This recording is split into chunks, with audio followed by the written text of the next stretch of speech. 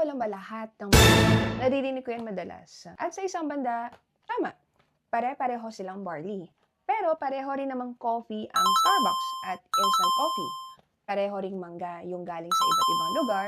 Pero alam nating may mga taong mas gusto yung mangga ng Guimaras at Zambales dahil sa iba't ibang growing conditions. Pareho ring bigas ang bigas. Pero alam natin na may iba't ibang klase ng kalidad. Ganon din sa barley. Porket barley ang pangalan, pare-pareho na agad ang lahat. Kapag bumibili ka ng barley, magandang tignan kung saan to tinanim, na bansa or country of origin. Growing conditions like climate, or soil quality, or environment. Number 3, organic certifications. Number 4, quality control standards. And number 5, processing method. Hindi to para sabihin merong isang brand na pinaka-maganda or pinaka-mahusay.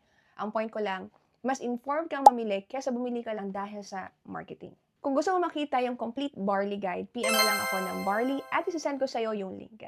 Andun lahat ng ingredients, certifications, frequently asked questions at mga common misconceptions para makapag-decide ka based on information, hindi hype.